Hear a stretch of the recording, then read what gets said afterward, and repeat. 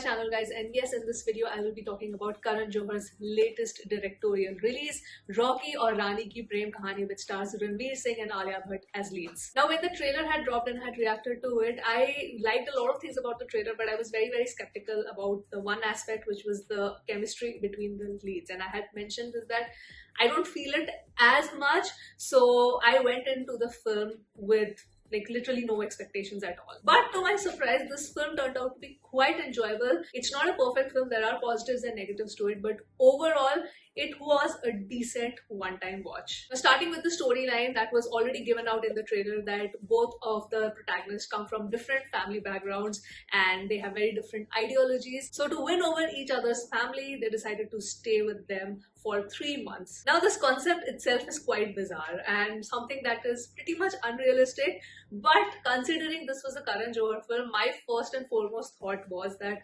there's going to be a lot of grandeur. The protagonists come from extremely filthy rich backgrounds. Maybe there's not going to be any relatability with the characters, but that's okay because Karan Johar has his own universe. All of that still held true when I watched this film when it came to the character writing, but there are a lot of other aspects, which is particularly in the social commentary of the film, that was quite relatable. The first and foremost thing where my expectation got completely subverted is the chemistry between Alia Bhatt and Ranveer Singh. It totally works. They actually look great on screen. Obviously, it's not the sizzling chemistry of what we see between Shah Rukh and Kajol, but still in the context of this particular film, it was pretty good. When it comes to the character writing, not just for the leads but also for the supporting cast, it's very stereotypical. Now, I really don't mean it in a good or a bad way. I have a very neutral stance on it, because even though the characters have been shown in an extremely stereotypical way, like I said, in the realm of the film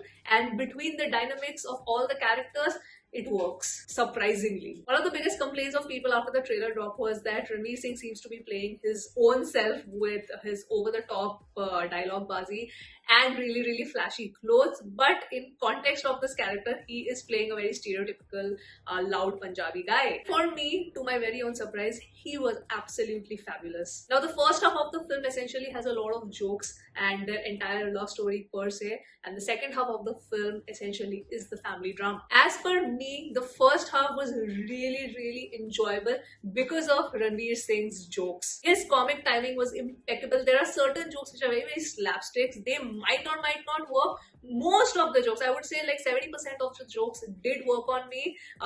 In other few parts, I thought it was a little bit cringy, but overall, his presence, his dialogue delivery, his acting really pulled the first half. In the second half, the family drama comes into full swing, and Karan Johar has tried to give an arc to each and every supporting character, which is good as well as bad.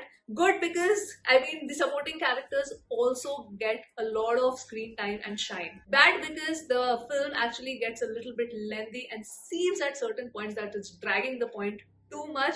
Otherwise, it could have been much more crisp in edit. In the entire film, I felt one of the best written supporting characters was Tota Roy Chaudhary's character, because him as Alia Bhatt's father, he brought so much to the table, so much emotional depth into the scenes, and let me just say, his dancing was just phenomenal in those two Devdas songs. If you know, you know. Weakest written supporting character for me probably is Jaya Bachchan, and no, not her acting. She acted really well with the material that was given, but her entire character was extremely one-dimensional. She also goes through an arc, but I feel the other supporting cast had much more nuanced writing in terms of their character journey, not so much for Jaya Bachchan's character. Another thing which is a plus point about the writing is the social commentary, where in certain scenes it hits really hard. Especially there is a monologue by Ranveer Singh where he's crying and he's actually pouring his heart out in front of Alia Bhatt's family by wearing this ridiculously outrageous green sherwani. Not even green, it's like a parrot green kind of sherwani, but the outfit doesn't matter. It's his monologue which was so hard-hitting, and I absolutely loved it. There are many moments in the film where the social commentary does hit you emotionally, but There are certain moments also in the film where they are trying to actually make a point, but it seems very forced. So yes, in this entire glitz and glamoury world of Karan Johar, there are many things which do not make sense in the film, but the things which actually do, they really hit your heart. Now coming to the music, which is a very big highlight of Karan Johar films, it was quite enjoyable because the songs were placed very aptly. So when the songs came in, it did not feel that okay fine, we have to just sit through the song again till the story moves forward. It was picturized really well. The songs are also quite melodious. It's not as loop worthy as his previous film songs are, but they're still quite decent. When it comes to set design and outfit, everything is literally on point because, well, that's what people expect. Like, that is the bare minimum expectation that people have when they walk in for a Karan Johar film, which is filled with glamour. Finally, coming to the performances, Ranveer Singh for me is the clear winner because I really did not expect him to pull this character off, because I thought he would go into the cringe territory, but he did not. Alia Bhatt also has given a decent performance, but honestly, Ranveer's performance does overshadow hers. In the supporting cast, I really loved Tota Roy Chaudhary. He was my clear favorite, followed by Jaya Bachchan and Shabana Azmi's performance. I wish Jaya Bachchan's character was a more well-written one, but still, performance-wise, they both do not falter. Dharmendra also has a small role, but still, it was very endearing to watch him. The remaining supporting cast also did well. I think performance-wise, nobody did a bad job. So in the end, the film is essentially something that you really don't have to think too much about it.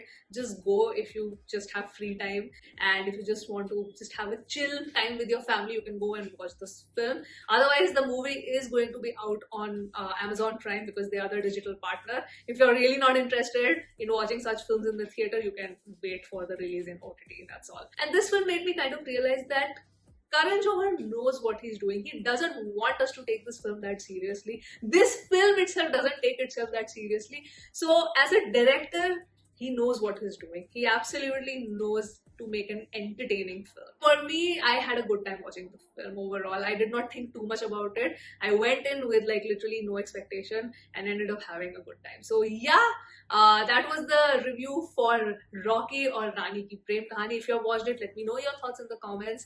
And that was it, guys. I'm gonna sign off now from this video. Hope you guys enjoyed watching this review, and I will see you soon on my next video. Bye.